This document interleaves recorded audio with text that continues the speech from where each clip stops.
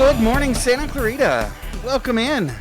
You are listening to KHTS, your hometown station, 98.1 FM and 1220 AM. This is SCVI and iLEAD School's Eye on the Valley.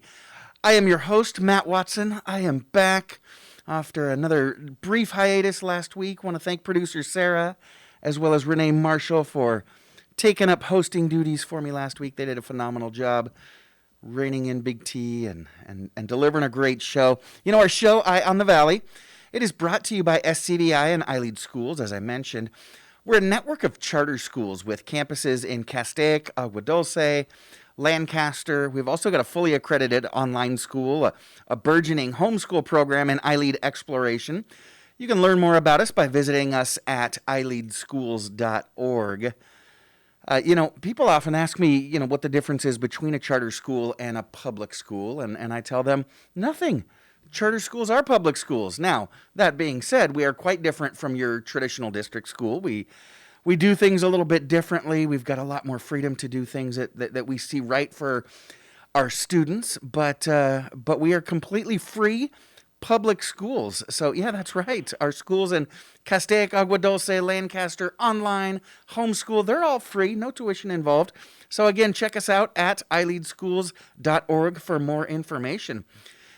And so, like the show says, we keep our eye on education in Santa Clarita and across the nation, but also keeping our eye on the valley as well, bringing you everything that you need to know about what's what here in Santa Clarita and across the greater North County. And we do it while having a little bit of fun. I tell my boss if I can't have fun doing it, if I can't giggle, then I ain't doing it. And so they said, all right, go ahead and chuckle away and deliver that content. So it gets me in trouble a little bit, but that's okay. That's okay. If you're not getting in trouble, you're not having enough fun. So let's do it right. Now, usually I start the show by extolling the glory of the beautiful weather outside here in the valley because, because usually the weather is absolutely beautiful out. But boy, this morning it is cold. It is, low, mid-40s out there? What the heck? And it rained yesterday. This is just, not what I'm used to here in SoCal. In fact, the weather around the country has been weird. I know it's December, and Matt, you're complaining about mid-40s. It's going to get up into the 60s today. It's going to be just fine, but it's not what I'm used to. It's not why I pay those high taxes and rent. But, the weather's been weird lately. Last week, I heard an interesting fact. The city of Denver, right? They're known for their snow, and it's December, so you figure they'd be socked in by now. The city of Denver actually went through the first week in December without their first snow of the season yet for the third time in recorded history. And also last week on the big island of Hawaii, they had blizzard warnings. So if that ain't climate change, I don't know what is. That's just weird. So yeah, everything is weird all over, but I guess it's our cold, rainy season for the next couple of weeks here in SoCal, which means it's going to be a little bit cold, and it's going to rain a couple of inches over the next week or so. But what do you expect? It's SoCal. It's not Eden, right? We can't have it perfect all the time, Patty. Love the cold weather, Matty. Do you like the cold weather? Oh, yes. Okay, I like it when it's cold at night, but when it warms up in the daytime. So a little chilly out there this morning. But it is still going to be a great weekend, even though there's a little bit of a chill in the air, and I think it's apropos for the holiday season. There's a lot going on here in Santa Clarita for your family to enjoy. A lot to do this weekend, especially here in the Valley. More on that a little bit later in the show. We've also got some amazing guests coming up here on Eye on the Valley this morning. In just a moment, we're going to talk to Lisa Latimer. She's the school director at iLEAD Agua Dulce. Lisa's school is one of the most unique and charming schools around. And even if you don't have school-age kids, you're going to love hearing what Lisa and her team are doing out there. We've also got our longtime friend and State Senator Scott Wilk joining us a little bit later in the show. He's actually the State Senate Minority Leader. Did you know that? Yeah. So he's been serving our community for a long time, both locally as well as up in Sacramento. Up in Sacramento for 9 years now. So we look forward to catching up with him. And I think he's actually going to be joining us in the studio today. So fingers crossed for that. And then, of course, as always, we will wrap the show with Big T. As you know, Big T comes in with trivia questions, and we goof off a little bit, and it's a lot of fun. Patty, let's see if we can get the senator to stick around and play with us a little bit. Oh yeah. See if he'll join us for trivia today. I'm not sure. I know he's got a tight schedule, so let's see if he can stick around. So it's going to be a great show. Let's go ahead and get it started, shall we? As I said, my first guest, she grew up with a true heart for education.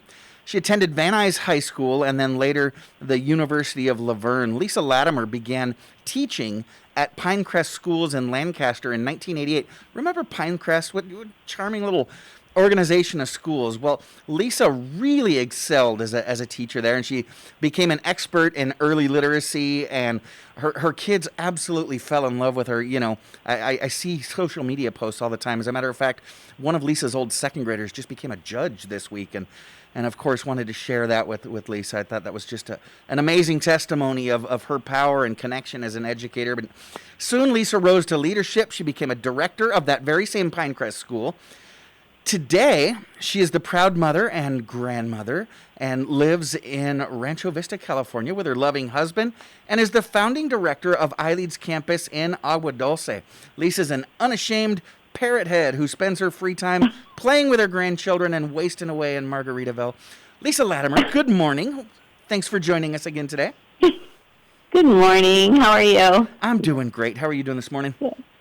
I'm doing well, thank you. Cool.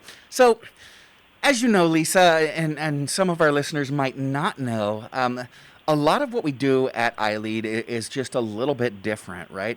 Even down to the role of our teachers, fully credentialed, highly qualified teachers, but we don't call them teachers, we call them facilitators because they do their job a little bit differently. They kind of hand the education over to the kids and let the kids run things a little bit, giving them autonomy and voice in their education, not letting them necessarily run the entire show. And your job as a school director is a little bit different than a principal at a traditional school, isn't it? What's kind of the difference between your role as a school director and what we might understand as a typical principal's job? Well, as a school director, we still have all of the responsibilities that a traditional principal would have, but we have a lot more responsibilities that that are put on our plates as well. And I think one of the responsibilities that kind of stands out is we're actually a coach for our facilitators. We're not handed a pre-planned curriculum, and our facilitators have to take a lot of thought in developing the projects for our learners. And so the directors work alongside the facilitators to really help coach and plan those projects and make sure that they're rigorous and meaningful and contain everything they're supposed to contain. So we're just involved in all aspects of the school, including operations and hiring and everything you can think of. You know, and you use the phrase alongside. You're absolutely right. That's something that I noticed really quickly at iLEAD is that kind of lateral leadership where it's not necessarily that you're the boss and what you say goes. You are certainly responsible for the school, but it's kind of a shared leadership model where you really empower your staff and even your learners and families who take a role in leadership, isn't it? Oh, absolutely. We have so many leadership opportunities here for all of our staff, no matter what role you are hired into. Everyone is, we foster leadership here, and many of our staff take on leadership roles in many different areas. And it helps because not all of the responsibility falls on me where I'm telling everyone what they need to do. Everyone, it just falls into place. If someone's absent, it's taken care of. That we need something for after school for our kids, such as our after school workshops. It's developed through our staff. It's a really nice, cohesive team, and that's what we are. We're a team. Yeah, and it builds a strong sense of community. And now speaking of community, you had the beautiful opportunity to nestle into that amazing community in Agua Dulce a few years ago. You were with SCVI prior, iLEAD's founding school, but then you were given the opportunity to open up a brand new campus in Agua Dulce. So can you tell us a little bit about the feel of that campus and why Agua Dulce? Absolutely. I feel so incredibly grateful for this opportunity to be able to start from the ground up. And we were approached by the community of Acton Agua Dulce to come onto an existing campus that was not being utilized. And they really loved everything about iLEAD, and they felt that it was important to have iLEAD in their community. And so when I was asked, we had just got our charter. It was accepted, it was approved, and we only had 8 weeks to open up the school, and this was in 2018-19 school year. And I love this story because it really talks about a sense of community that we have here at our school. And so when we came on campus, it's beautiful, but it was hard to see the beauty because all of the weeds were like waist high, and it needed to be painted and needed a lot of TLC, and we had 8 weeks to do it. And we had not even really met families yet because we were just opening up. And so we put out there in social media that we're going to have a school beautification day. And we put it on a Saturday for 3 hours. And we thought, okay, let's see what we can do. We're going to make the best of it. And all of a sudden, families, we had about 100 people here, children and people in the community who don't even have kids that attend the school because they might be, too old, or they didn't have kids at all, and they just all wanted to see the school become successful. And they brought weed whackers and hoses and paint brushes, and we went until well into the early evening, and our school was ready to be opened that day. It was absolutely amazing to see a community come together, and we still have this really strong community, which is so important. So I was in awe to see all of that take place, and we're quite different because we make use of the lands that we have here. The Vasquez Rocks is pretty much our backyard, and we have horse ranches, and we really just wanted to make use of the land that we have and value what our community does. So we have a lot of ranchers and people who have animals, so we brought that onto campus. We have pigs, and we have rabbits everywhere, and we have we're going to be getting goat pretty soon. A goat? Yeah. All right.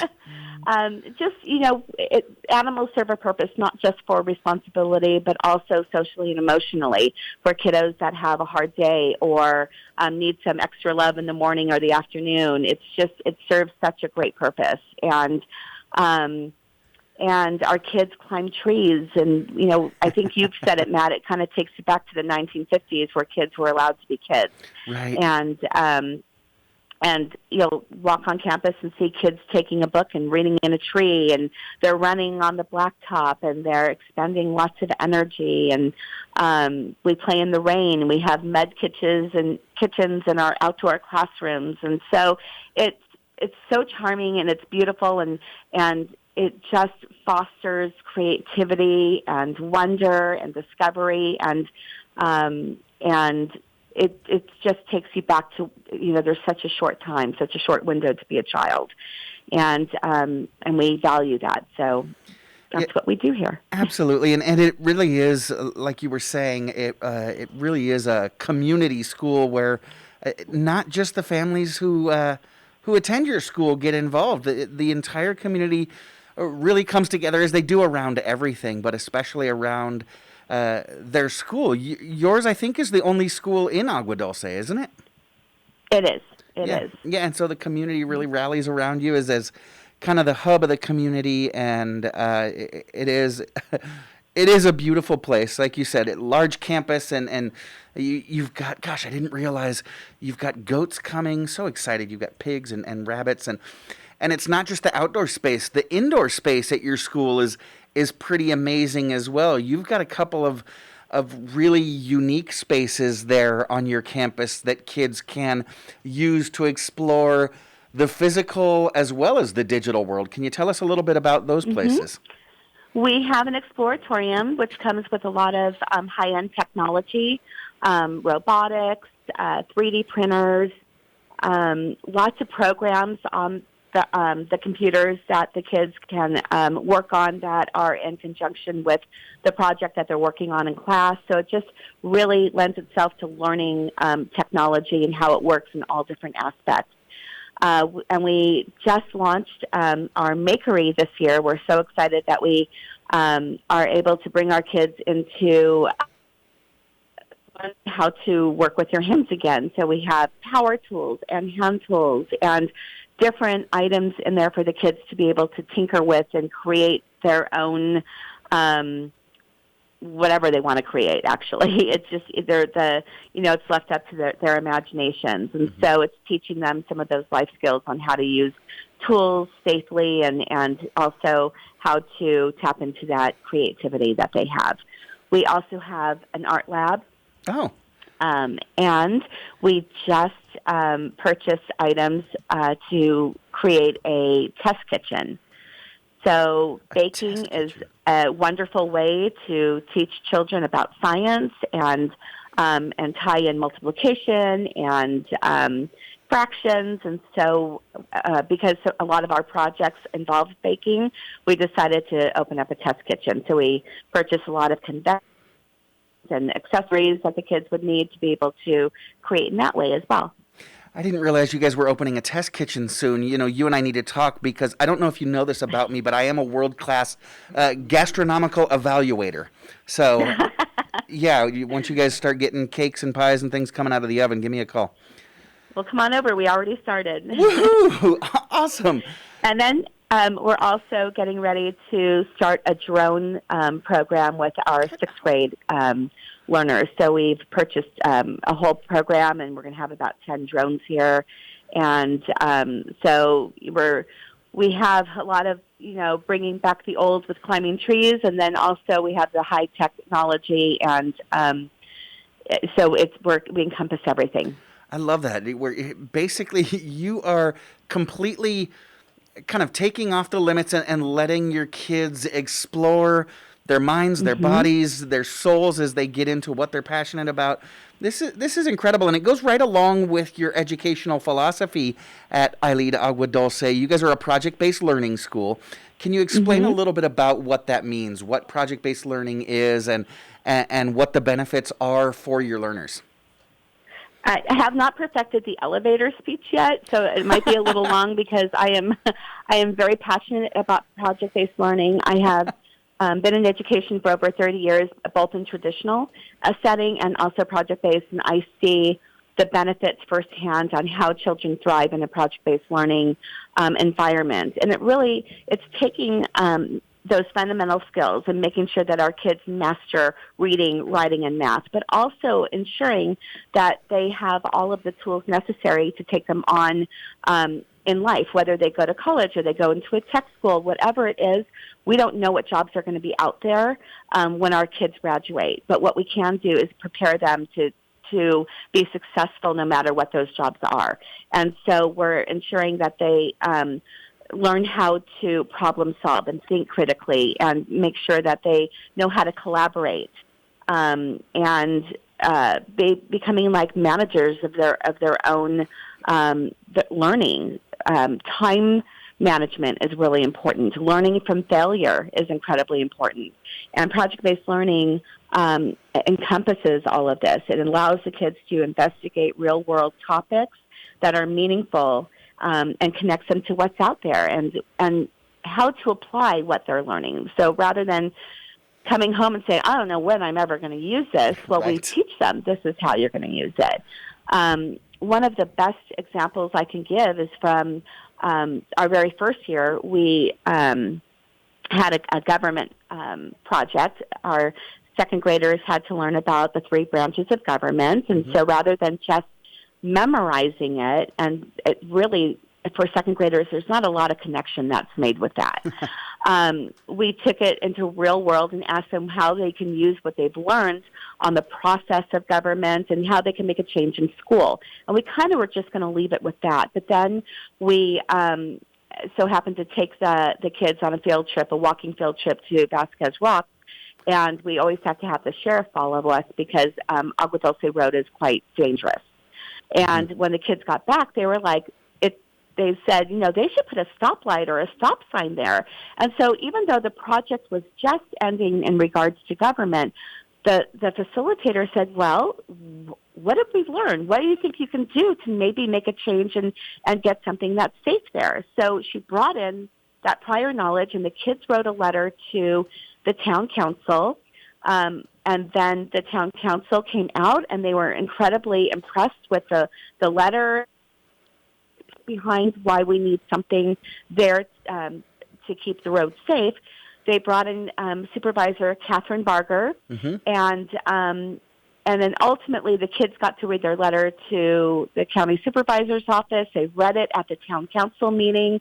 It was unanimously passed to have a survey come in, and by the end of the year, optical speed bumps were installed to slow the traffic down. That is so fantastic. That is what project-based learning is. It's making a change in your community and taking what you're learning and applying it to a real-world complex problem. I absolutely love that. Their learning becomes real because you set them up in real-life situations to apply the learning that they haven't acquired yet, and so they learn by doing it. That's amazing. Lisa Latimer is the school director. These 8-year-olds made a huge difference in their community. And that's what it's all about, is making it, leaving it better than you found it, right? Making a difference. Exactly. Lisa Latimer is the school director of iLEAD Agua Dulce Charter School. Lisa, just a few years ago, you opened your school as a kindergarten through 5th grade school, but now you've added a grade each year and even opened your own high school there on campus. Let's talk about that on the other side of the break. We're going to take that quick break, and we will be right back. I'm Matt Watson. This is SCVI and iLEAD Schools Eye on the Valley, and you're listening to your hometown station, KHTS. Our trash has got to go somewhere, and Chiquita Canyon Landfill is helping make the Santa Clarita Valley a little greener. Our local landfill creates clean energy from our waste disposal to power 10,000 homes each year. With their 9.2 megawatt clean energy facility harnessing the landfill's methane gas, you can feel good that the waste from your home in the SCV is helping create a clean energy source. Chiquita Canyon Landfill is our partner in sustainable living. Chiquita Canyon is helping lead the way to a greener future. Chiquita Canyon Landfill, our partner in sustainable living. Join Real Life Church Valencia as they truck in tons of snow for your family to play in. From a sled run to a large play area for the kids. Plenty of snow for everyone. Join Snoopy and the entire Peanuts gang, everyone's favorite Grinch, and the big man, Santa, for an Instagram-worthy picture. Plenty of food trucks on December 22nd and 23rd. So bring your family to Snowtacular at Real Life Church Valencia, December 22nd through 24th. For information on service times, visit reallifechurch.org. The ugly truth about vertigo, and it's not a tumor. Discover the 3 most common mistakes that must change to stop vertigo for good. Hi, I'm Dr. Thomas Pilecki, and WebMD chooses me as best chiropractor in functional medicine in Santa Clarita. Something to think about. So, when you're ready to get better, go to drpilecki.com. That's drpolucki.com to schedule your free consultation now. Your hometown station. KHTS is the only station I listen to. 98.1 FM and AM 1220.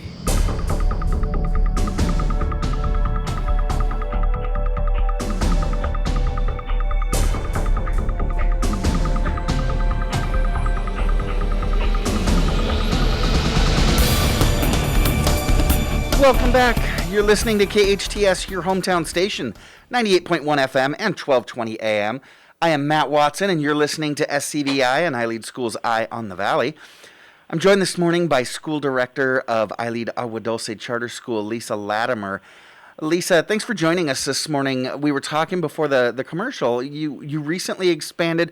You started out as a kindergarten or transitional kindergarten through 5th grade school, but you've expanded to include high school age learners this year. Can you give us a little update on how that's going, your first year including high school on your campus at iLEAD Agua Dulce? Yeah, absolutely. It's going amazingly well. Down to our high school area and seeing everything that our learners are doing. Dr. Mavsisian, who's running our high school program, is just fantastic, and the kids are absolutely engaged. They just recently learned their very first project, And it was really about how do you show up as a person in school and then later on in life. And so it really dug deep into who they are, what kind of legacy they want to leave here.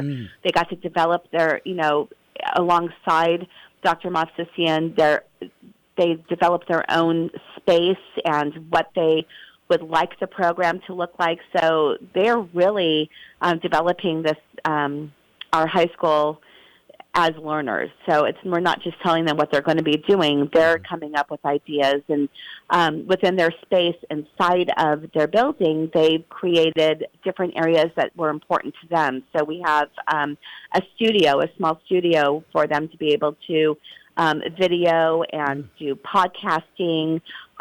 They developed a mock trial area. A couple of the learners are very, very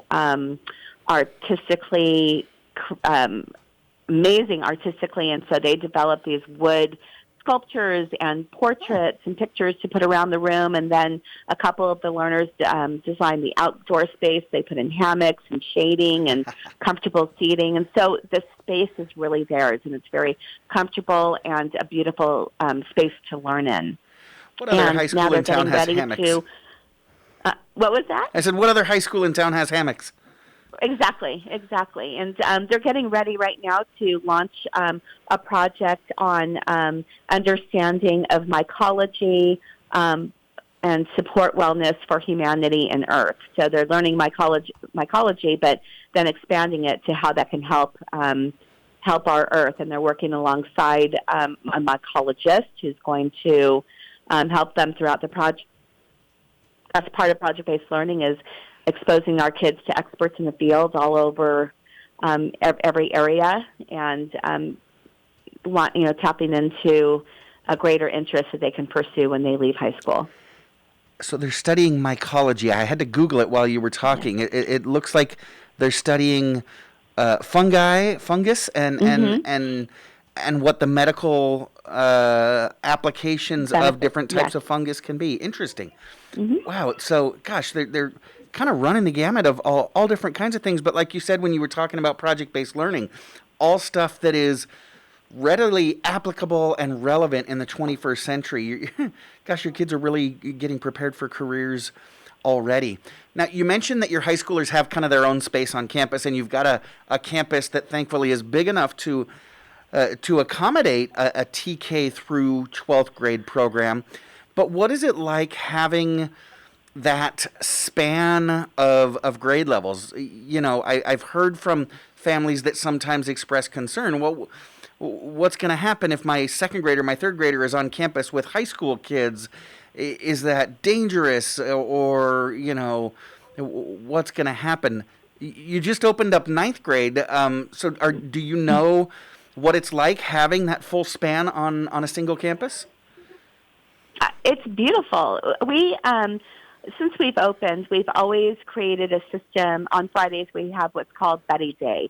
And so that's when our littles connect with our older learners, and they're working together maybe on something with art or reading, and the older kids are mentoring our little ones, and it builds a sense of community. When you're in a family, you have kids of all different ages. When you go out there into college or the workforce, you're going to be working with people of all different ages. And so here on campus, it just builds a real sense of family and community. And it's beautiful. You see the kids walking on the yard, and the little ones are always running up and so excited to see their older buddies. And so it really makes for great mentorship.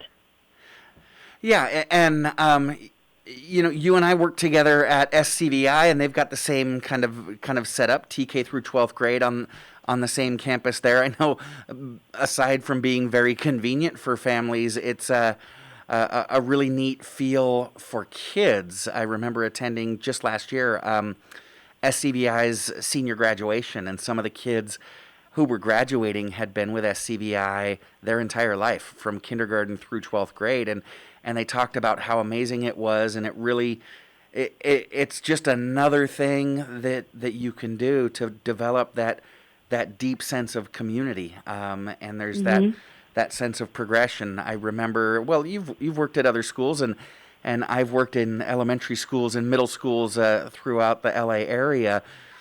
As an elementary school teacher, there was always that frustration of letting my sixth graders go off to middle school, not knowing where they're going or what happens to them. And as a middle school teacher, I would express some frustration as I would get these kids from fifth grade or from sixth grade, and gosh, what were you doing in elementary school? But when you've got one single team working with your 4-year-olds through your seniors in high school, eventually, it really just adds such a smooth continuum of education. So I'm really looking forward to it.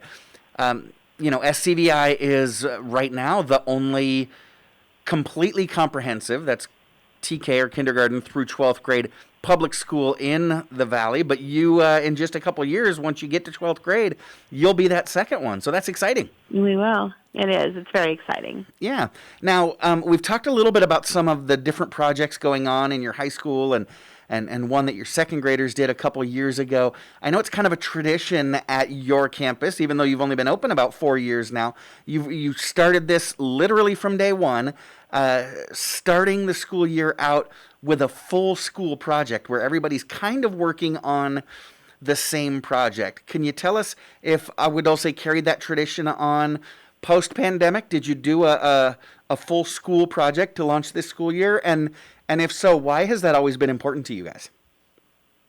It's important. iLEAD, all of iLEAD schools, we have a very specific culture, and that is learning about the 7 habits of highly effective people, learning about character, leaving things better than we found it. We have a lot that goes on socially and emotionally, and having our kids learn about themselves, learning about others, restorative practices. And so when you start a project together, it builds that sense of community. It also helps our new facilitators learn about project-based learning and developing a project together with their peers. But we want to be proactive rather than reactive. And so we always start our project off with learning about the cultural pieces of iLEAD. And that is how to communicate well, how to, why the 7 habits are important, why it's necessary to have grit and to build stamina and to be able to communicate with others effectively. And when you do that and the kids work on it and they learn, and they're, in the mornings, we have morning meetings or advisory where the classrooms come together as a family unit to be able to talk and discuss. And so that is what we just focus on for the first few weeks. And when you do that, you build good community, you build the expectations. And so it alleviates a lot of maybe behavioral issues, or it builds safe spaces for kids so they know who they can go to when they're having a problem. So it's just being really proactive and building that community right away. Wow, I never really thought about it that way. It does a great job of building that sense of community and also setting the expectations. This is who we are. This is how we do things, not just culturally and the way things are handled around school, but this is also our curriculum. And this is how we learn and we integrate everything that we're doing. That's amazing. Now, Lisa, we've talked about Agua Dulce, and it's a small town, and you guys are an important part of that town. And we talked about you being a community school, but you draw families not just from the Agua Dulce community. You draw families from kind of all over the North County area. So where do your families come from? From everywhere. We have a lot of families from Santa Clarita Valley, a lot of families from the Antelope Valley. We have a few families that come from the San Fernando Valley, as far away as we have. As you cut out there, as far away as where, Lisa? Encino. Oh, wow. Oh, gosh. Okay. Yeah. So because we're a school of choice, you don't have to be within the school boundaries. You can come from wherever you want, and we have people to get to come here because their children are thriving. That's incredible, and you're right. You guys are really freeway friendly, and so it's not we are that far for folks from the Antelope Valley to drive down, whether they're heading into LA for work or just driving down, dropping them off, and heading back home. It's just a few minutes from the Antelope Valley. one thing that really shocked me when you first opened your campus, Lisa, I live kind of right in the heart of Saugus.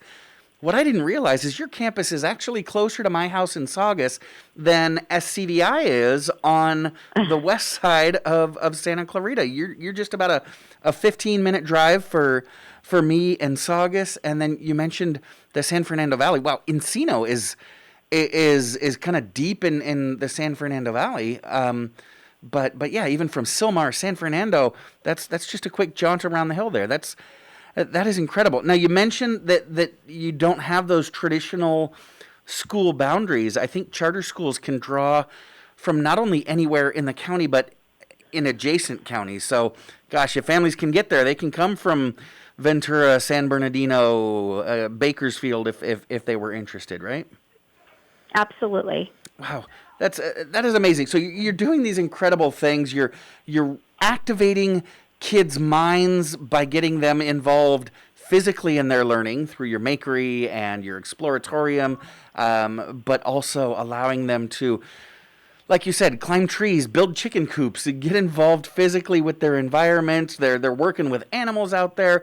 It's just a beautiful campus. If you're listening and you have not seen iLEAD Agua Dulce, you really need to get on the website, find some time to get out there and take a tour and see the incredible things that Lisa and her team are doing. So, Lisa, how do families get more information? Where can they find you?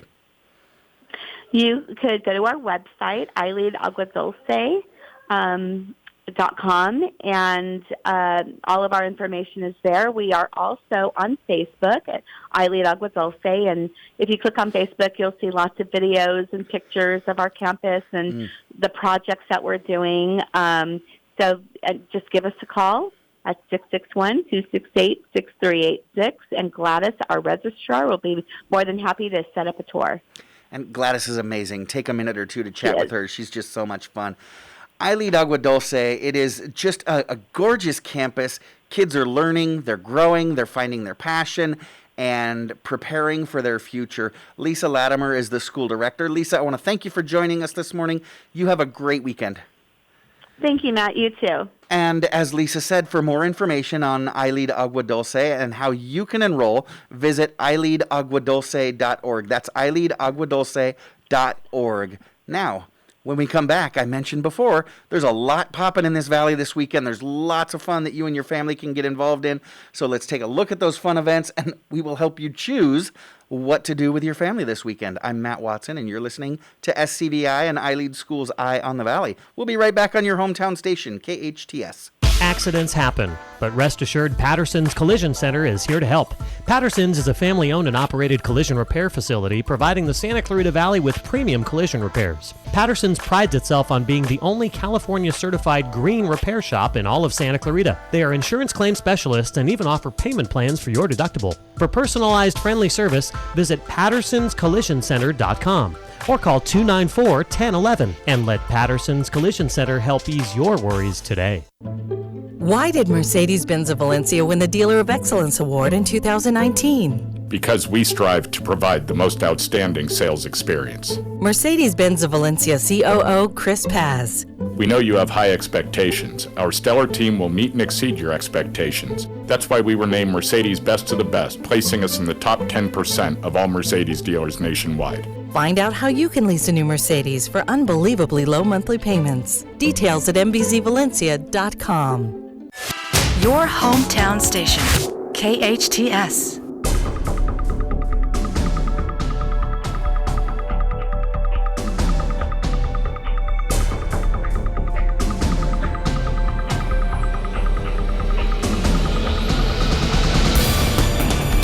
Welcome back. You are listening to KHTS, your hometown station, 98.1 FM and 1220 on the AM side. This is Matt Watson, and you're listening to SCVI and iLEAD School's Eye on the Valley. You know, I mentioned earlier in the show and before we went to break that there's a lot going on this weekend, a lot going on in and around the valley, and there is definitely something for everyone. Lots of family activities, lots of activities that you can get involved in if you're flying solo. So, in fact, there's so much going on, you're not going to be able to hit everything. It's going to be really hard to choose. So let's take a look and see if we can help you decide what to do this weekend. So, it's Christmas time at Six Flags as well as across the valley. Six Flags is celebrating their holiday in the park now through January 2nd. So thrill seekers, head on over and check it out. And don't forget the funnel cake. Patty, are you a fan of funnel cake? Yes. Yeah, the funnel cake at Six So Flags good. is amazing. So, yeah, you can check out the holidays at Six Flags. The holidays are also popping at Gilchrist Farm. That is, what's today? Today's the 10th. So, yeah, tomorrow, Saturday and Sunday at Gilchrist Farm. You can join them for actually the first 3 weekends in December. So I guess this would be the second. So this weekend, next weekend, you can join them at Gilchrist Farm for their holidays at the farm. They've got all kinds of fun stuff. Pictures with Santa. They've got a holiday parade. Caroling wagon rides. Can you imagine sitting on the back of a wagon and riding around Christmas caroling? They've got a festive farm train, a coin hunt in the maze. Check this out. They love their slingshot at Gilchrist Farm. Gosh, after Halloween, they sling pumpkins around. Well, they've got an ornament slingshot. So I guess they're going to be slinging holiday ornaments around. They've got a hot chocolate bar, pancake breakfast, festive farm animals, reindeer ponies.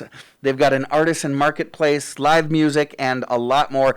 And there's actually no charge for admission or the Santa visits. A small charge for some of the other things, of course, but admission and Santa visits are free, so you can head out to Gilchrist Farms anytime this weekend or next weekend as we head into the holidays. Theater in a Week at the Main is actually tonight through Sunday. Comedy is coming to town. Theater in a Week is back with 6 original one-act comedies written by Barry Agin, chronicling the shenanigans of the holiday season. So if you're a theater fan, a comedy fan, go ahead and check them out at the Main. Like I said, tonight, tomorrow night, Sunday night, for lots of fun and theater. The Santa Clarita Master Chorale is also performing The Glory of the Holidays at COC's PAC, the Performing Arts Center.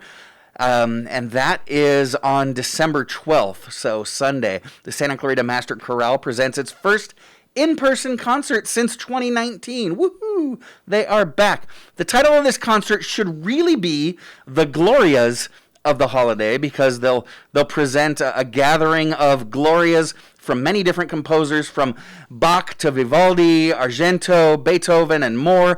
But The Glory of the Holidays just seems to make a better title, and it makes it easier on the radio guy. So thanks for the shout out there at the Master Chorale. And the very next day, on December 13th, so Monday, the Master Chorale is putting on the Messiah Sing-Along at Valencia United Methodist Church.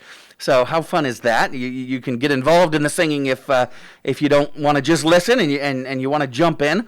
They've got the Messiah Sing-Along. It's the 5th annual Community Messiah Sing-Along with orchestra and soloists. So bring your own score, or you can borrow one at the door. And tickets are free, but donations are certainly welcome. So drop a couple of coins in the bucket on your way in and sing along with them. The SCV virtual gardening class is also taking place. Trees and Shrubs for the SCV is taking place on December 11th. Unfortunately, no, it will not be led by the Grow Bro, our good friend here at the show, but he did tell me that it'll be well worth your while, so go ahead and check that out on the 11th. Understanding Christmas. They're doing Understanding Christmas. Patty, I'm a little worried that they're gonna pull the cloak off the secret of Santa Claus at the SCV Senior Center. That's on the 11th, tomorrow. So Santa is real, Matt. Yeah, that is the secret. Exactly. And so I'm not sure what they're going to be sharing with the seniors there at the Senior Center, but they'll be learning to understand Christmas. And let me say, it's about time that those seniors learn to understand Christmas. The Santa Clarita International Film Festival actually started last night and continues through Sunday. And also, Matt and Savannah Shaw, this is kind of a cool story. Matt and Savannah Shaw will be at the Santa Clarita Performing Arts Center on December 11th. Matt and Savannah Shaw are a daddy-daughter duo from Utah that rose to prominence during the COVID-19 quarantine. Savannah was actually really eager. She missed music with her friends, and so she started a musical social media account, and normally she's kind of a shy and private teenager. She was a little bit nervous to sing her first song by herself, and so she asked her dad to join in singing the song The Prayer with her. Well, one thing led to another, and now this dad and his daughter are going to be singing a concert this weekend, and you have a chance to see them right here in the Valley. So for more information on these and other events in the Valley, you can go to hometownstation.com. That is the KHTS website, hometownstation.com. So lots of fun going on here in the Valley.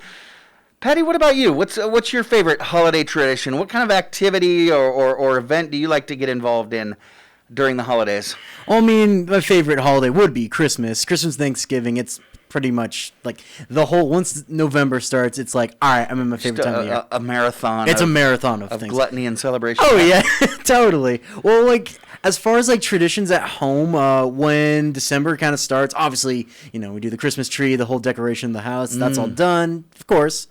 We do watch Christmas movies. In fact, this week, every single day because I usually get home probably around maybe like about 5 or so. My parents are already home. When everybody gets settled in, we watch like a little Christmas movie, just one Christmas movie. All right, so you watch every night a different Christmas movie? Yes. So what have you guys watched so far this year? So we didn't do it Monday because we were busy, but then Tuesday through yesterday, we did one a day. We did Jack Frost, the one with Michael Keaton. Okay. The Disney one on Tuesday.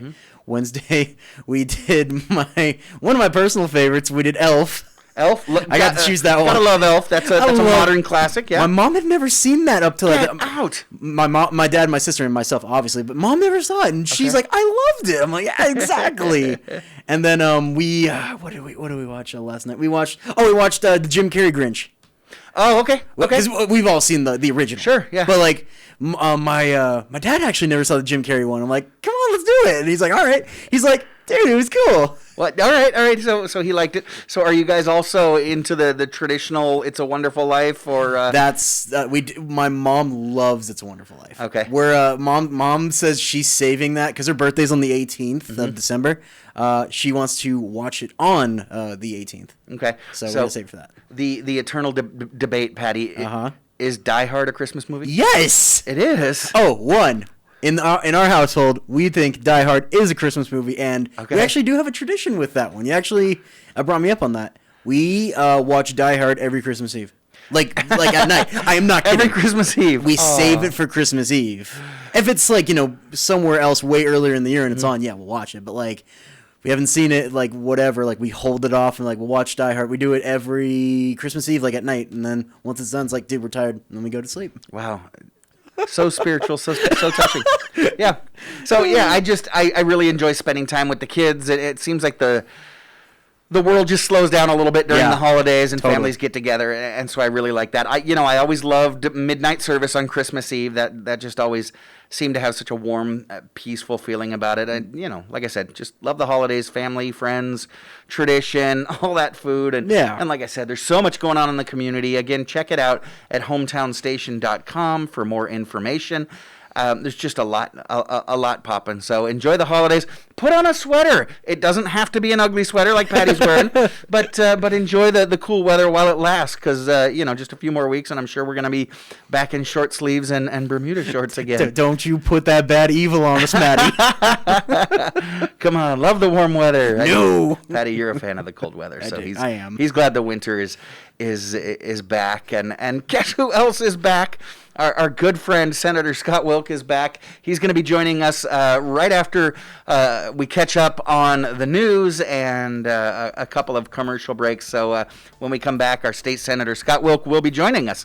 You stick around. I'm Matt Watson, and you're listening to SCVI and iLEAD School's Eye on the Valley on your hometown station, KHTS.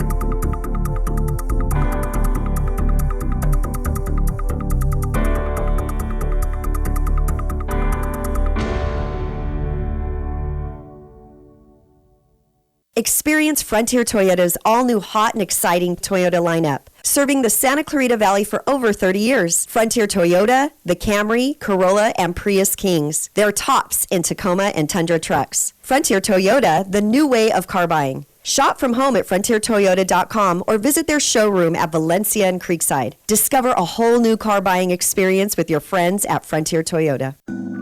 No words can describe the power of belonging to a group of close friends or being part of a family. Insight Treatment Center was founded more than 20 years ago to give teenagers a community of friends and family as they overcome issues like depression, anxiety, and trauma. The new Santa Clarita location is a COVID-secure environment where distance and good airflow are a priority. As a leader in providing intensive outpatient treatment to teenagers, Insight Treatment Center in Santa Clarita is here to help. Call 888-295-9995 or go online to insighttreatment.com. KHTS, AM 1220 and 98.1 FM Santa Clarita. It's 9 o'clock. Time for national news on KHTS. He lived by a code of honor, Lisa Brady, Fox News. President Biden's words a short time ago at the funeral for longtime Senator, war hero, and one-time presidential candidate Bob Dole. The president reflecting on a decades-long friendship, including 25 years in the Senate together, in offering these words for Dole's wife, Elizabeth. Jill and I will always be there for you, as many others in this church will be. As you and Bob were always there for us. Dignitaries on both sides of the aisle paying tribute to the Kansas Republican as a man of his word who often crossed the aisle to get things done in Congress. Former President Clinton and former Vice President Mike Pence among the many gathered at the National Cathedral in Washington. The president says today's inflation report is proof that his social spending plan needs to pass. Fox's Jessica Rosenthal has this live. Lisa, the Labor Department says the latest increase in consumer prices from October to November means prices in November were 6.8% higher than last November. It's the biggest year-over-year increase in nearly 40 years. President Biden said in a statement that the numbers reflect the pressure economies around the world face due to the pandemic, saying half of the increases in our country came from car and energy costs. The president says since November we have seen a reduction in energy prices, adding that these numbers underscore the importance, in his words, for Congress to pass his Build Back Better plan, which he insists will lower prices on health care, prescription drugs, and child care. Lisa. Thanks, Jessica. Republicans argue the plan will be worse for the economy and families. Some moderate Democrats also still have questions. A partial victory for each side in the fight over a Texas law that bans nearly all abortions around 6 weeks of pregnancy. The U.S. Supreme Court today allowing a lawsuit to proceed, but also allowing the law to remain in effect in the meantime. America is listening to Fox News.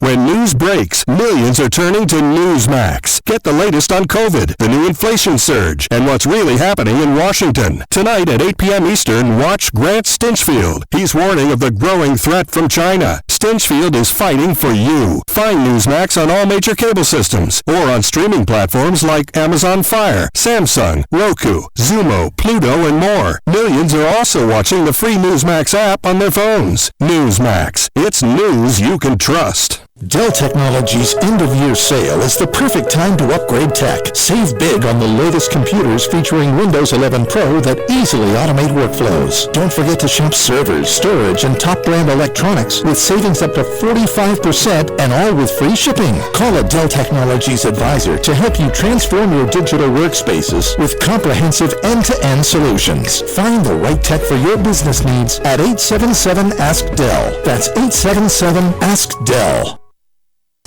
Police in Chicago are making weekend plans to deal with violence in the city. More officers will be deployed throughout the city, especially in downtown Chicago this weekend. After hundreds of juveniles gathered downtown last weekend, many of them resorting to violence. A 12-year-old girl was shot, a bus driver dragged from his bus and severely beaten. When someone breaks the law, regardless of their age, we're going to put them in jail. Chicago Police Superintendent David Brown urging parents not to drop their kids unassisted downtown this weekend. Till 2, 3, 4 in the morning. just not good parenting. The city announced earlier this week regular days off for Chicago cops are also canceled to handle the city's crime problem. Fox's Jeff Manasso. Amid a recent surge in smash and grab retail thefts around the country, the White House and the Justice Department are countering criticism about a lack of a federal response, noting in part an FBI review of incidents in Los Angeles and a broader strategy on violent crime launched back in May.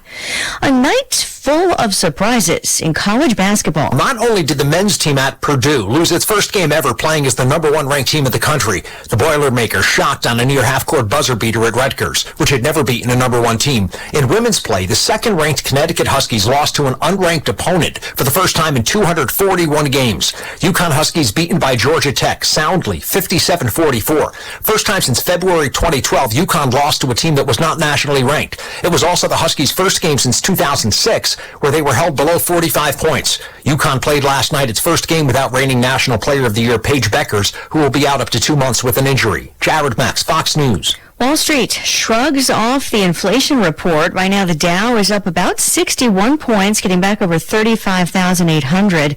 Oil prices getting back over $71 a barrel. I'm Lisa Brady. This is Fox News. I'm Stuart Varney, and this is the Fox Business Report. Stocks rose after a report indicating inflation jumped to a 40-year high in November. The increase was 0.8% over October and up 6.8% in the year ending in November. Some market watchers say there was relief that the report was in line with expectations and not worse. The Federal Reserve meets next week and will offer more details about how it plans to scale back its economic stimulus. The University of Michigan's consumer sentiment reading improved this month from November, though it is still below year-ago levels. Oracle's shares are rallying after earnings were stronger than forecast, and Broadcom also reported an upbeat quarter, pushing that stock higher. Chewy shares are losing ground after a mixed quarter. That's your Fox Business Report. I'm Ginny Cosola, invested in you. Is your current home loan the right fit for you? Your historic low rates may be a great reason to refinance, but when matched with an expertly chosen loan from Loan Depot, you could be saving money and paying more towards the bottom line. Call a Loan Depot loan officer and ask about our 27-year Smart Term loan or our 10-year ARM loan. Get a great rate matched with a great loan by calling 866-888-LOAN or visit LoanDepot.com. At Loan Depot, home means everything. Rates are subject to change. Call for cost information and conditions. Equal housing opportunity. NMLS number 174457. Licensed in 50 states. Thanks for listening to KHTS AM 1220. Canyon Country, California. K260CO 98.1 FM. Santa Clarita, California. This holiday music is brought to you by Providence Holy Cross Medical Center, your community health partner. To learn more about our award-winning care, call 1-888-HEALING or visit us on the web at providence.org. Excellence isn't just a word, it is what we deliver. Vanguard Protection Group is committed to providing its clients with the highest echelon of protective services available. Our clients not only receive the security services they contract for, but also reports that are well-written, articulate, and thorough. Our patrol officers operate at the highest levels and have an impressive rapport with local law enforcement. With military, police, private policing, and courtroom experience, you can trust that we have the strength to deliver our promise of excellence. Contact Vanguard Protection by calling 661-753-3611 or visiting their website at vanguardprotectiongroup.com. SCVI is a tuition-free TK through 12 charter school that gives your child boundless opportunities to think critically and imagine freely. We offer a customized learning program built around your child's unique interests and strengths, with the only international baccalaureate program in all of Santa Clarita. Our approach keeps students and families in step no matter where your learning is taking place. Be empowered to make your mark on the world at SCVI. To take a tour or enroll now in our one-of-a-kind program, visit iLEADSantaClarita.org. iLEAD Schools, free to think, inspired to lead.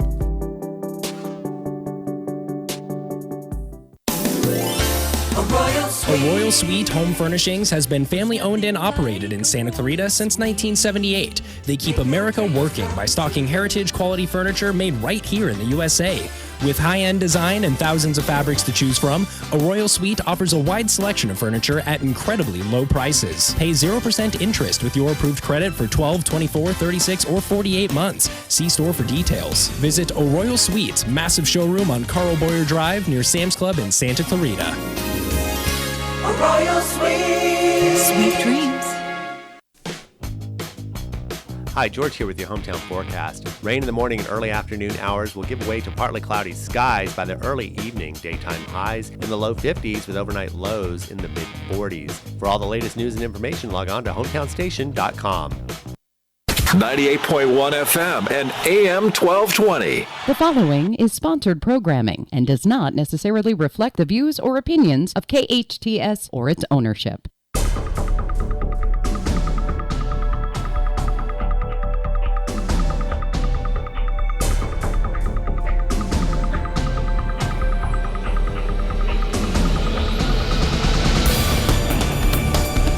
Welcome back. You are listening to KHTS, your hometown station, 98.1 FM and 1220 on the AM side. This is Matt Watson, your host, and you're listening to SCVI and iLEAD School's Eye on the Valley. We are coming to you live from the KHTS studios here at the center of Main Street in beautiful downtown Newhall. And my next guest is joining us in studio here. He was born in the Antelope Valley and grew up understanding the value of hard work and education. Senator Scott Wilk joins me this morning. He is the first in his family to graduate from college, well, like myself.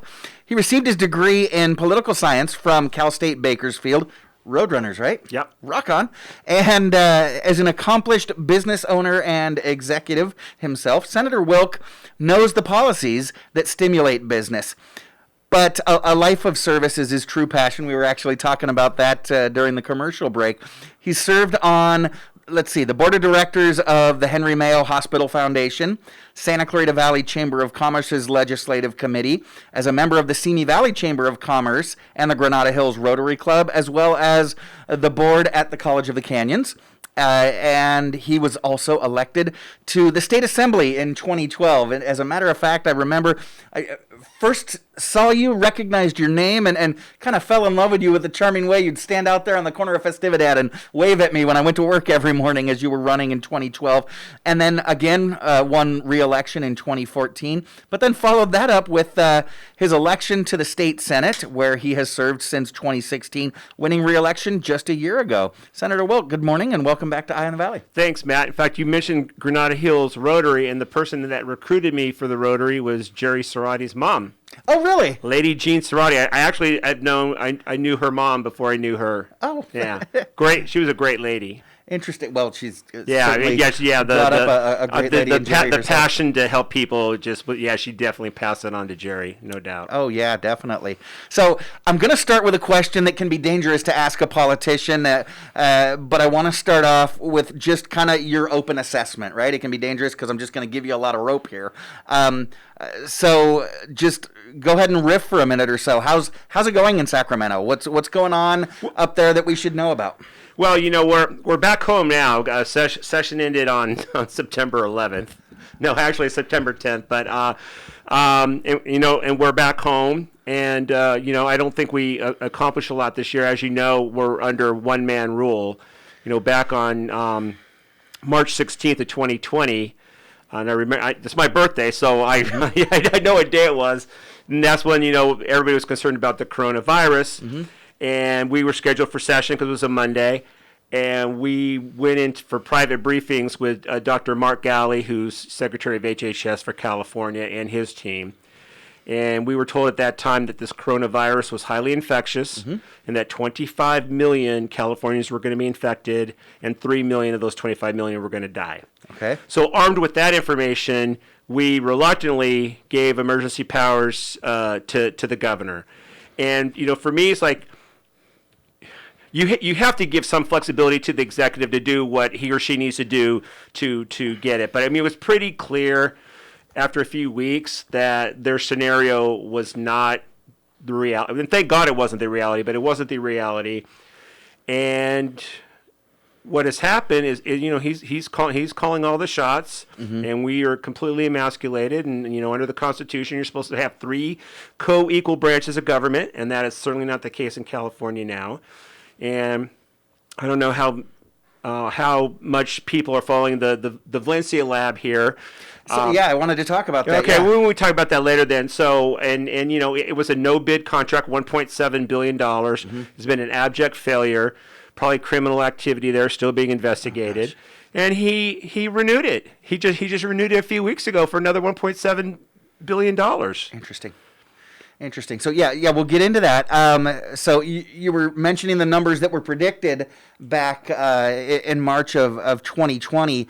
It was predicted, it wasn't being predicted. You were being told 25 million cases in California, 3 million deaths. I'm looking at it right now. To date, now almost 2 years later, we're at 5 million cases, about 75,000 deaths. Yeah. Not that it's been pleasant. No. Look, I know some people who've passed from COVID.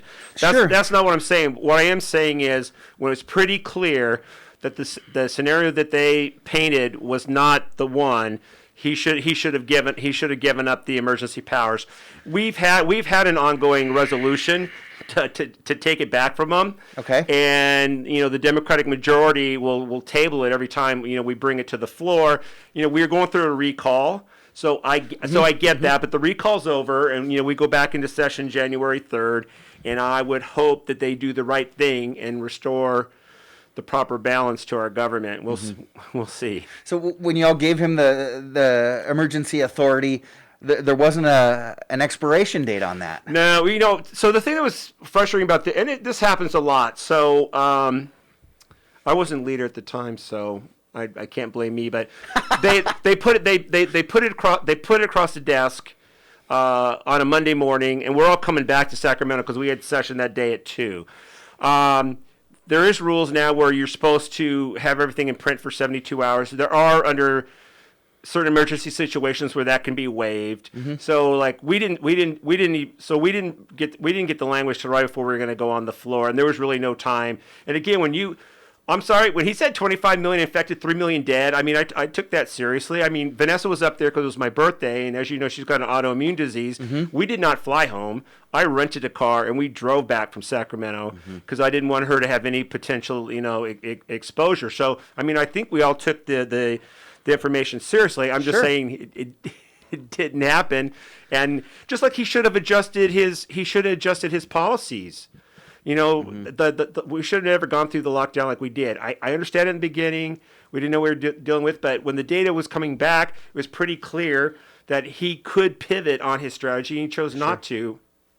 Sure. And we paid a price not only economically, but we paid a price mental health, physical health. Well, and we're still dealing with it, right? Because we're not back to normal. So you mentioned the recall attempt and how that changed things as we were building up to it and going through it. So the governor survived the recall. Has anything changed since then? So is it that the majority party is on notice, or are they feeling now more empowered? Maybe that he survived it. Or? We've been out of session, so I don't know. The thing that was interesting. Well, a couple things were interesting. So in terms of the recall itself, I never signed a recall petition. Okay. I feel like we have elections, but once it qualified, then game on. And the reason why it qualified, honestly, is because he went to the French Laundry. He's telling us you can't be with your family on Thanksgiving. You should wear a mask and only take it off in between bites. And then he's violating his own protocols by dining at the French Laundry with 15 other people indoors. I think that was probably the first thing that started to frustrate folks really around the country, right? Was when our leaders who were issuing these mandates were then not following them themselves. So that's where it caught fire. And then honestly, the recall I think helped in a couple ways, because I think there's a number of things that I think the legislature wanted to do last year, and he wouldn't let them do it because he didn't want the voters to hold him accountable. I see. During the recall. So that's it. But then there's other things that are bad, like the Valencia lab. Yeah. So let's talk about that. So the report was supposed to come out in March, and it never came out. And the reason why it didn't come out is because he didn't want it to come out till after the recall because it was bad. Okay. And I don't think he was ever going to put it out. I was the one that was pressing him to put it out. In fact, Dr. Galley called me one day a few weeks ago, goes, I thought we were friends. I go, yeah, we are friends. We are friends, but yeah. you know, it's a $1.7 billion contract, and taxpayers have a right to know whether they're getting their money's worth, which they weren't. So what is it that's going on at the Valencia lab? It was kind of, even though we were still mid-pandemic and things were bad at the time, we were kind of excited, hey, right here in our own community, this is going to be the central hub. It was not only supposed to be so I got briefed by Dr. Galley the day before the governor was coming to the district. And typically when a governor comes to your district, you get invited. In fact, when Governor Brown, I've only been under two governors, Brown and Newsom. Brown, even if he was in the region, his office would call and invite me because it's just kind of the proper thing to do. So Dr. Galley called me, said, you know, we got Perk and Elmer coming out of Massachusetts, great company, all right, going to be in your district. Not only are they going to do California, but they're going to do the whole West Coast. It's going to be an awesome thing. By the way, governor's coming tomorrow. You're not invited, but we wanted to let you know. And Assemblywoman Smith wasn't invited either. So when I saw that she wasn't invited, I was fine because he wants all the accolades. But then, But, you know, it hasn't worked out. You know, it was whistleblowers came out. It was actually Channel 13, which is a CBS affiliate in Sacramento, that first broke the story. And just not properly trained, not meeting their quotas in terms of capacity, not meeting the time frame. It's supposed to be within 48 hours. Okay. All kinds of tests come back inconclusive. They've showed all kinds of ways where they were not following protocols. It's been a complete debacle. So if you're concerned about we don't have enough testing and you're up for a renewal, I think they should have canceled the contract. But and we're paying anywhere from $21 to $50 a test when you can go out there in the open market and get it for $10 to $12. But don't you renegotiate? Don't you renegotiate the price? Put in additional protocol and hold him accountable, and he just auto renewed. Interesting. Okay. So I'm guessing under the scrutiny, the idea is that they're going to improve, right? I don't. They haven't. They're still an outlier in terms, because you can go on the dashboard and see how they're performing. They're underperforming, all these other companies. Okay, so talking about testing and vaccines, there's a lot of folks that are concerned about vaccine mandates, right? Whether it's to go to work, and now especially our governor was the first, I think he's still the only one in the nation to announce mandatory vaccines for children if they want to attend school. Now, this doesn't go in effect until July 1st, and the idea is that it would be fully approved, not just emergency approved for children 5 and up, but it's got a lot of parents concerned, right? It's still new. It's not like, smallpox or measles that had been researched for decades and decades. So how do you feel about this? And is it a done deal, or does it still need to go through you guys in the legislature? Yeah, it has to go through the legislature, and I'll tell you that. I know that's coming up. In January, and that's one of the things they wanted to do last year, and because of the recall, they didn't do it. So right. my position is this: I'm vaccinated. Mm-hmm. But that was my own personal decision. And whether you're vaccinated or not vaccinated, you can still carry and pass on the virus. Mm-hmm.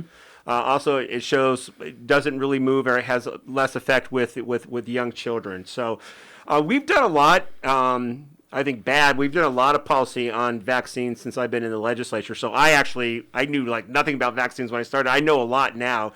Okay. And concerns I have are this. So there's no liability for big pharma on these vaccines. Back in the late 80s, Congress removed that.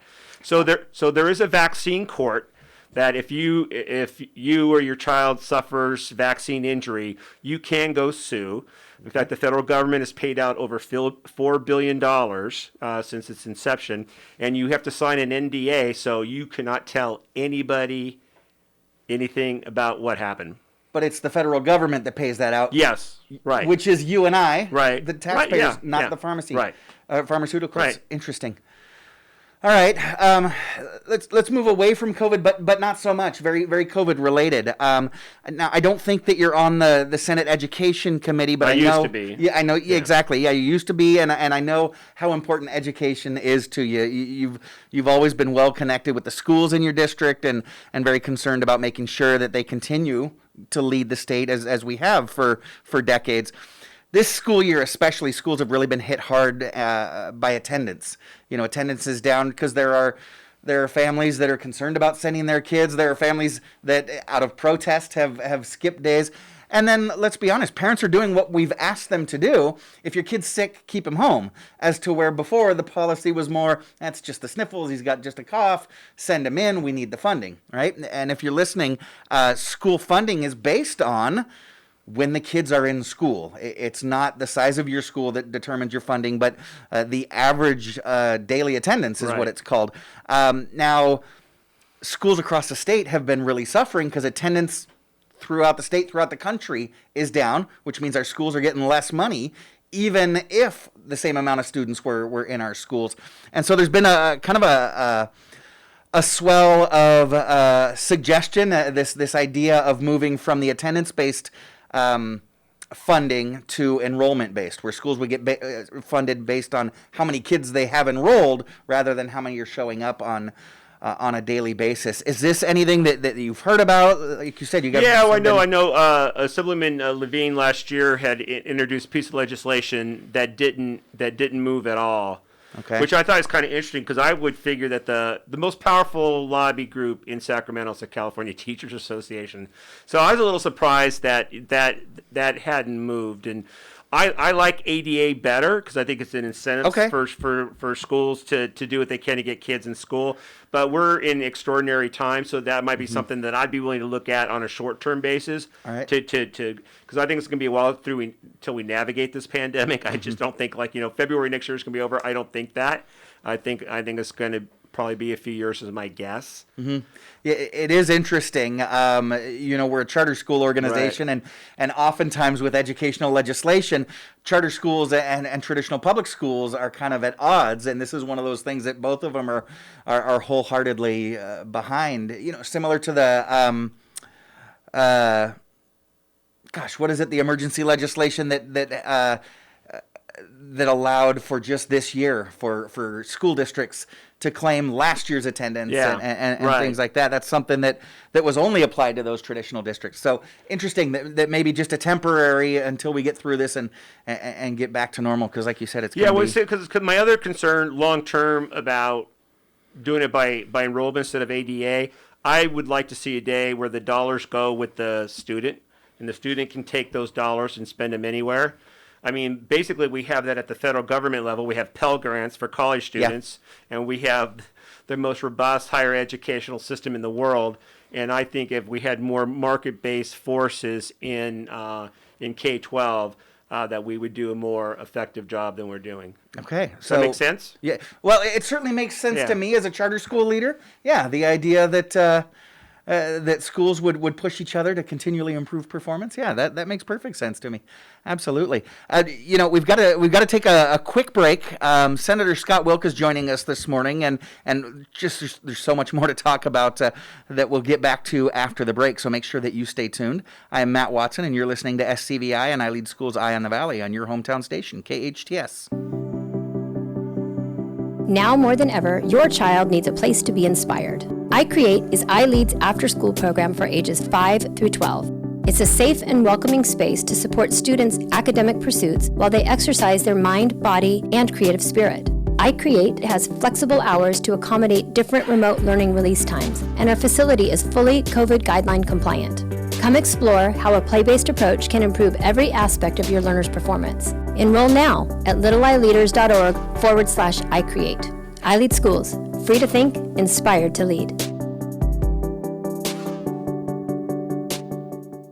Fall is in full swing here in the Santa Clarita Valley, and Dunkin' has the drinks to match. Try the peppermint mocha or toasted white chocolate signature lattes, or warm up with a white mocha hot chocolate. If pumpkin is your favorite, try the pumpkin swirl with cold foam. Don't forget to grab a bite to eat, like pancake minis or a chicken bacon and cheese croissant stuffer. And starting December 1st, donuts with hollyberry sprinkles. Order ahead with the Dunkin' app and accumulate points. Located on Bouquet Canyon in the Lowe Shopping Center and on Sierra Highway in Canyon Country, both with curbside pickup, Uber Eats, DoorDash, and Grubhub, or use the drive-thru at Sierra Highway. Santa Clarita runs on Dunkin'.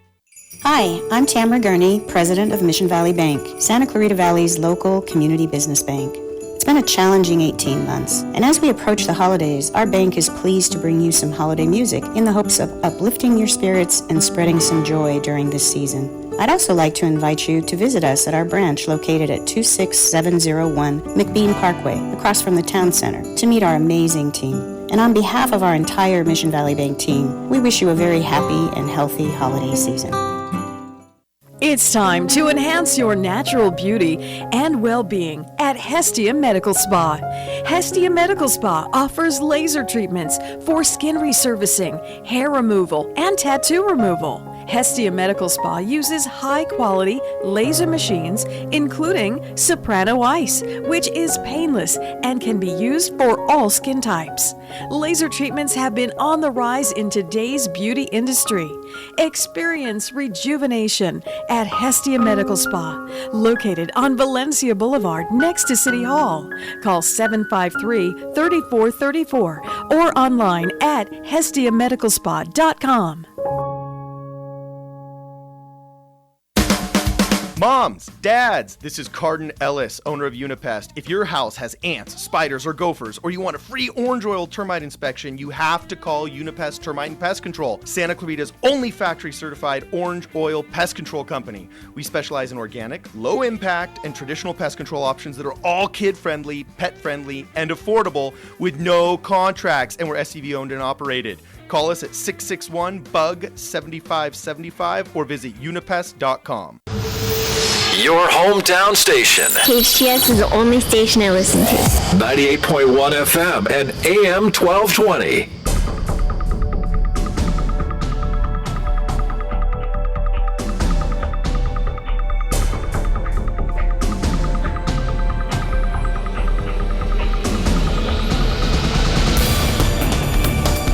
Welcome back. You're listening to KHTS, your hometown station, 98.1 FM and 1220 AM. This is SCVI and iLEAD Schools Eye on the Valley. I am your host, Matt Watson, and I'm joined this morning by our state senator, Scott Wilk. Senator Wilk, you mentioned it before the break a little bit. This past January, you were named the Senate Minority Leader, and that's kind of a big deal. How did you get named to that position, and then what does it mean? What do you do as State Minority Leader? Yeah.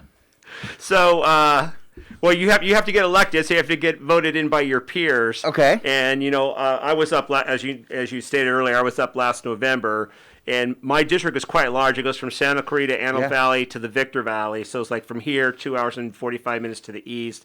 I represent 1,040,000 people, and I'm a kind of A-type personality. And I told my wife, I'm gonna calm down because I'm termed out. I can't run in for the legislature ever again. So I'm gonna calm down. I'm gonna work my district, but I'm gonna try to bring better balance to my life, which I want to, which is I think good for everybody. Yeah. So anyway, so we have the election, and in my house we lost 2 seats.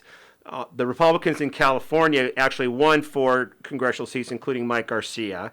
And we picked up 1 in the assembly, which is Suzette Valadares, and we lost 2 in the Senate, which I don't think we should have. I think was poor leadership. And so then our current leader at that time, not only did she lose 2 seats, but she was doing like QAnon tweets, and it was just like getting kind of embarrassing. And my wife came to me and she goes, "Look, I know everybody in your caucus. You're the only one who can do it. Because if you don't do it, you guys are going to go the way of the Whig Party in California. So I release you from your commitment for 2 years to go do that." So anyway, I had to go get the votes. And there's always, everybody wants to be leader. I mean, there's more money too, and obviously more prestige, a lot more work too. Yeah. So it took a while, but I got it on January 20th, the day Biden got sworn in. I also got elected. In fact, we were both the next day in Politico. We were both on page 1 of Politico. I was pretty pumped about that because they made it really, it wasn't about Trump in me being elevated, but they made it, media were going to do whatever narrative they're going to do. So it was like, I took out a Trumpy, which I did, but it had nothing to do with Trump. It had to do with her poor leadership. Yeah. Gosh, it's interesting. So in terms of the job itself, So the job itself. So basically, you get none of the glory and all the blame. So I've got to babysit my senators. Obviously, negotiate. Although he doesn't.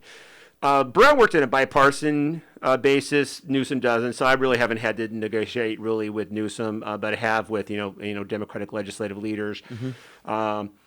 Every time before we go on the floor, I meet with the majority leader, and we go over what the agenda is for the day, and like if there's something they're going to do I don't like, I say, well, we're going to do this. Then he'll say, well, we're going to do that because they got the votes, so they can do it. But it just it makes the floor run smoother.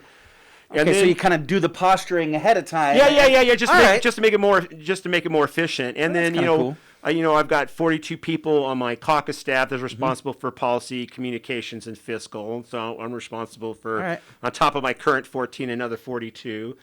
And kind of putting together the agenda. And then the other thing I have to do, which I totally detest, is I've got to raise a lot of money, and it's not easy to raise money when you're Republican in this state. But unfortunately, it takes a lot to run, and we spend more money. We spend our campaign dollars more efficiently than they do. But you have to kind of be in the ball game, or you have no shot at winning. So. And then right now we're going through redistricting, which happens every 10 years. Right. So yeah, I'm a little stressed. I got a hole burning in my stomach because this redistricting, they're going to get to our maps next week. So we'll see what happens. You take care of yourself. You can't take care of others until you're taking care of yourself. So you talked about redistricting.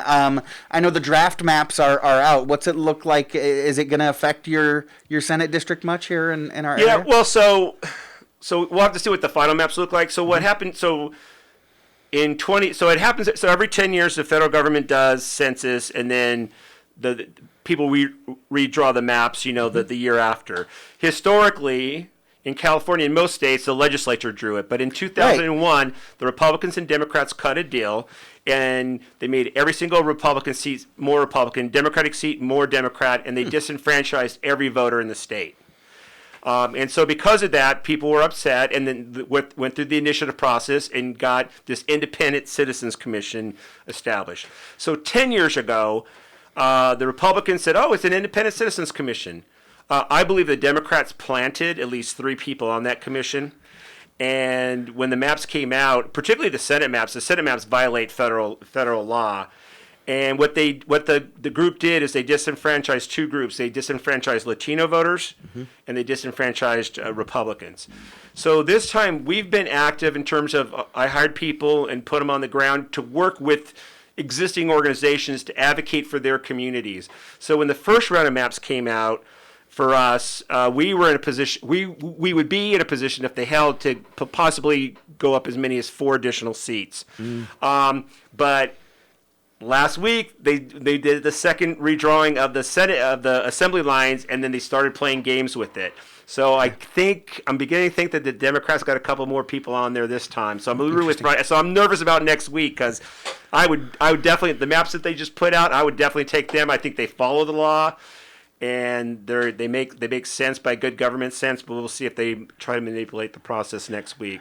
It's such an interesting process, and the repercussions obviously affect us all. For a decade. Yeah. For a decade. And the problem is it's so complicated, people don't understand it. So, right. And so that's why you can kind of get away with it, I guess, is because people don't understand it. And it's interesting. I was having conversations with some folks, and I was showing them the website where you can give feedback, and it would typically turn into a 20, 30-minute conversation because so few really understand the process and what input they can have. Now, you talk about advocating for your community. You've been doing a lot of that your entire career, but recently you spoke out about the placement of a convicted sexual predator. I think his name is Lawdus Donald Roden in Lancaster. Yeah. He recently got out of prison, and the state has decided that he's going to go live in Lancaster. Now, anybody can understand the concern, right? I certainly wouldn't want someone like that moving into my neighborhood, but at the same time, he's got to live somewhere, right? He's served his term. So if not in Lancaster, what's the idea? Where should he live? So this has been really interesting. So what happened in, I think it was 2006, we passed Jessica's Law, which was actually, the author of that was my predecessor to the Senate, Sharon Runner, whom I love. It was like you can't put a sexual predator within 1,000 feet of a school, school or a park. Well, so, I'm sorry, state government bureaucrats are lazy. It's easier to put them in more rural areas. I see. So if you look at and I haven't looked at the numbers for a couple of years, because I actually did a bill. I did a bill that stopped a lot of sexual predators from being dumped in rural areas. It was AB, I think 1110. Jerry Brown signed it. There's some loopholes around it, which is what they're working on in this one. But so if you look at the entire state, for every sexual predator that's been released, it's 800. It's 800 constituents or 800 people, right? In Lancaster, it's 335. The Lake Hughes area, Lake Elizabeth area, it's 142 per. And Little Rock, like Little Rock, Sun Village, that area, it's 50. So every 50th person is a sexual predator. And there's no services there. This guy, they're putting this guy. There's no street. It's a dirt road in the middle of nowhere. It's bizarre. And so, he has no access to services. To me, and what my original bill did. You're meaning rehabilitative services, where he can get where are you the support to stay. So so the bill that we passed a few years ago is like, unless there's extenuating circumstances, you go back to your community of origin. One, you're from there. Two, hopefully you have family, friends there for support. And folks that are willing to keep an eye on you. Yeah, exactly. Okay. And to stick you somewhere else just doesn't make any sense. And, this is our second really dangerous one in a matter of 6 months. Okay. So, in fact, I know the judge that did this one, so I'm not happy with her. Okay. All right. Now let's shift to business a little bit. You've small business owner yourself, and always been a huge supporter. Now, next week, I know you're presiding over the VIA, Valley Industry Association installation luncheon. Now it's been we're coming up on 2 years now in the pandemic, and our businesses have been through so much, right? You're closed, you're shut down. Okay, now you can just open up for takeout. Okay, now you can open up but only outside. Now not outside, and now there's they've got to check vaccine cards and things like that. Our businesses have been through so much, and I know you're in close communication with all kinds of business leaders. Based on your communication, how are, especially locally, but across the state, I guess, how are businesses doing, and what support do they continue to need? It depends what the business is. I know different sectors. I know people who've never made more money in their life. Okay. But, we've lost, tens of thousands of small businesses that are not coming back. I'm trying to find out how I'm going to get my hair cut, because my hairstylist, she goes, I can't take it. I'm up, I'm down, I'm closed. And so her and her husband sold their house above asking price, and they moved to Nashville, Tennessee, because they're open. So it's really frustrating. And that's a lot of part of what we did during the beginning time of the pandemic, was helping people with their PPP. Also, just tracking down information. Like when he closed. The governor didn't give the legislature a heads up at all, because he made the announcement on March 19th. So I'm at home with my wife. We got the TV on. We're making dinner, and he comes on and says, "We're closing." And I call up the pro tem. I go, "What's going on here?" She goes, "Scott, he just called me 5 minutes before." So to his credit, the next day he did a briefing with us for about an hour. But like pastors are calling me, "Can I open? Not open? Can we, what?" And so I was just like bird dogging information for, so many people, and then helping people with their PPP loans. And then one of the things I did, I downloaded a constituent file on my phone. And my goal was, I didn't do it every day because I was busy helping people, but my goal was to call 50 constituents a day. Just blindly call them. and introduce themselves, and then answer any questions they had. It was interesting. So in the beginning, if I got somebody, it was always a 10 to 15 minute conversation because they were afraid. Like right. I'd say about 3.5, 4 weeks into it, they're just not happy, and it was like a 2-minute conversation, but they're just railing. So it was really interesting seeing that switch again. When we all realized it wasn't what they said it was going to be. It's been this evolution, and we're still continuing to evolve, right? Something that I don't think any of us ever thought we'd see in the United States. Sorry, you cannot go to church. That was an interesting kind of thing. But strip clubs were open and cannabis shops were open. Well, I'm not going to comment on that. Essential services, I guess. I suppose. What else? Anything else that you're proud of, or anything that we should be keeping our eye on? I don't care whether you're liberal, conservative. I think we all benefit by better balance in the legislature. I think bipartisan solutions are typically better solutions than longer-lasting solutions. So right now, I'm really focused on this redistricting process to make it more fair, and then to just try to make us more germane. So we have a voice, because sometimes they tease us in Sacramento, like, oh, there's only 9 of you. Well, okay, there's 9 of us. We all represent 1 million people. That's the same size as the state of New Jersey that has 10 electoral votes. Yeah. So when you disenfranchise us, you're disenfranchising basically the state of New Jersey. When you put it that way, then it's like, oh, that's not cool. It's interesting, and we could go on and on about this, and I don't want to do that, but we used to be able to talk, right? And it seems like our country has eliminated that discourse and kind of... I'd say that's more the case in D.C. than in Sacramento. To be honest with you, I've got very good relationships on the other side of the aisle. I would say Governor Newsom's that way. Okay. He's very much entitled and, his way or the highway. But I get along with everybody in my chamber. Now, we have 3 different parties. Mm-hmm. We got the Republican Party, we got the Democratic Party, and then we got the Progressives. Mm-hmm. So in terms of philosophy, there's people out there that we're going to have a hard time, bridging that gap. Sure. Because it's just a different view of America than I have. But, they're still good people. Right, and it's that discourse is important, right? I can disagree with you radically, but as long as we can still talk, we can come together. Now, Senator Wilk, I know you're a powerful man in our community, but there is somebody that wields a little bit more power around town. You've met my mother, I have, and you know that I'm going to get in trouble with Mom if I don't give a few minutes of airtime to my big brother. Of course. And so he's going to call in. He's got some trivia questions. Patty and I we'll play trivia. You're a listener to the show. I know you're busy. Have you got time? Can you stick around and I'll stick play? around, sure. All right, fantastic. Well, he's Senator Scott Wilk, and he's going to take on Engineer Patty and I when we get back. This is SCVI and iLEAD Schools Eye on the Valley. I'm your host, Matt Watson, on your hometown station, KHTS. Youth workshops return to the Canyon Theater Guild. Join us on Tuesdays and Thursdays, starting September 7th, for 10 weeks of teamwork and fun while creating theater magic. Our day class from 12:30 to 3:30 will create the fun, pixelated world of video games with Press Start, while our after-school class from 4 to 6 embarks on a swashbuckling adventure with space pirates. Class size is limited, so register today at 661-799-2702 or visit canyontheater.org. When you think about your next place, maybe even your forever place, are you hearing more of this and less of this? Introducing 5 Point Valencia, a vibrant new community coming to the Santa Clarita Valley. A place with parks, trails, and fresh architecture, all tuned to the way people want to live today. New homes for all, with prices to match, from the low 400,000s to over $1 million. Learn more at valencia.com.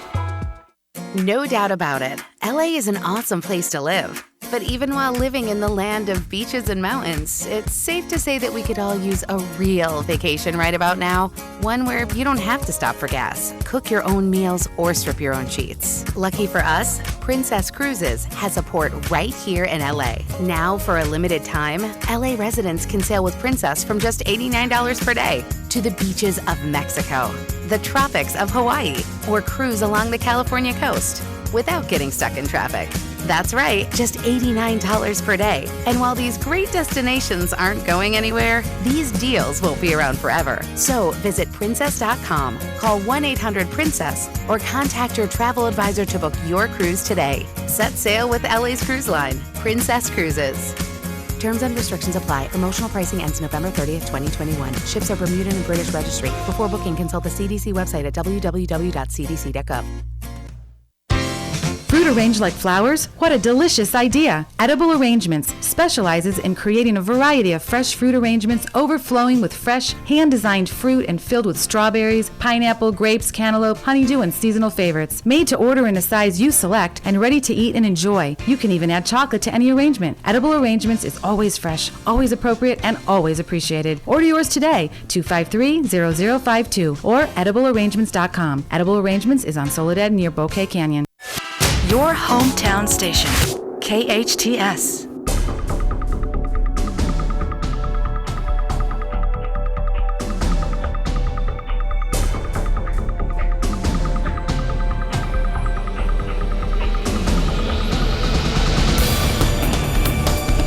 Welcome back. You're listening to KHTS, your hometown station, 98.1 FM and 1220 AM.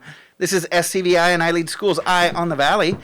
I'm your host, Matt Watson, and now it is time for Big T's 5 Minutes of Fame. Y'all know Big T. He's a longtime resident and leader here in the Santa Clarita Valley. He's an executive and philanthropist. He's an amazing father, husband, community leader, and he's a guy who was born less than 25 miles from home. You know, where most accidents happen.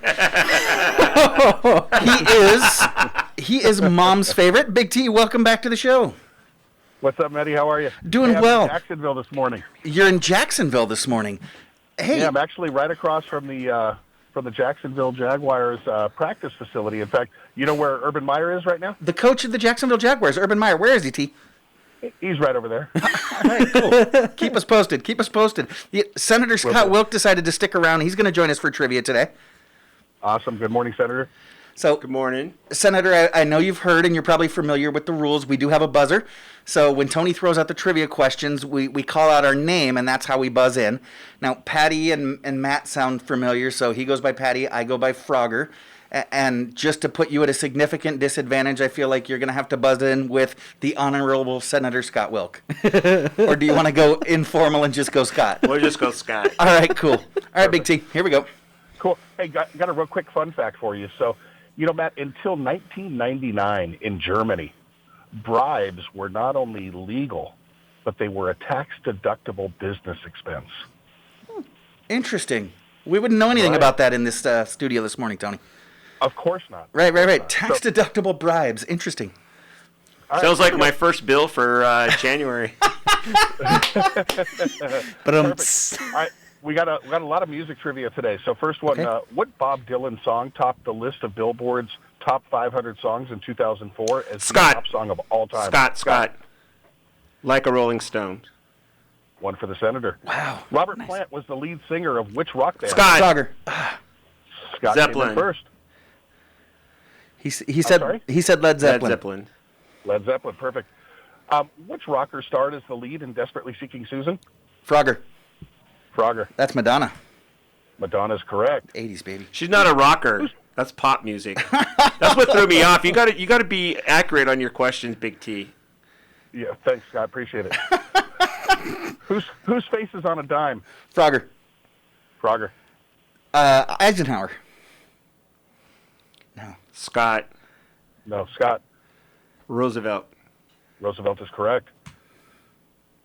How many sides does a stop sign have? Frogger. 8. 8 is correct. And that's what you get by teaching third grade. What's on the back middle of a dollar bill? Frogger. It's the Pyrrha monster. The pyramid with the eye above it. Incorrect. Right in the middle is what? That's what I was thinking too, actually. No, the letters O-N-E.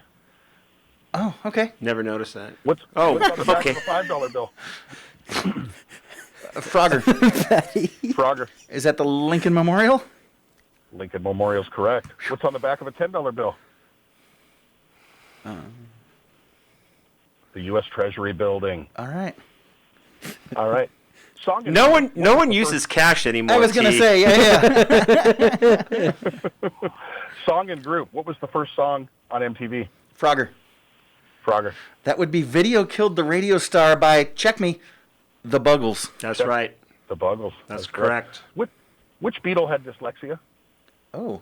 Did not know that one. Frogger. I'm surprised. Patty? Frogger. I'm going to go with George Harrison. Incorrect. I'm going to go with Ringo.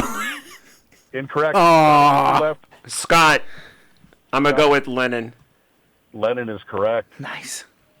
What rock I did group not is know that, though. immortalized- No, neither did I. Yeah. Hey, you still got the point. What rock group is immortalized on Butthead's T-shirt? Oh. Patty. Frogger. Patty. That'd be AC/DC. AC/DC is correct. What rock group had a #1 hit with "Don't Stop Believin'"? Oh, shoot. I was going to say the Honorable Scott Wilk instead of Scott. No, give it to him.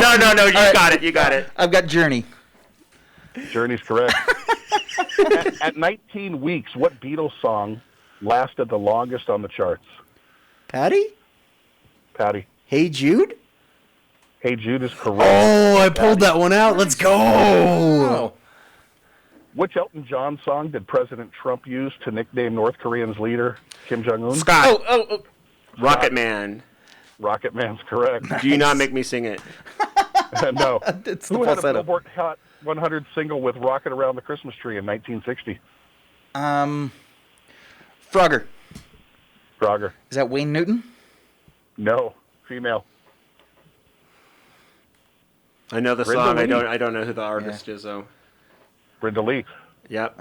Which singer had a huge hit with "Santa Baby" in 1953? Same thing. Know the song? Have no idea. Frogger. Kiki D. No, that's 70s. Yeah, I know. Don't go stealing my Eartha heart. Kitt. Eartha Kitt. Okay. That's correct.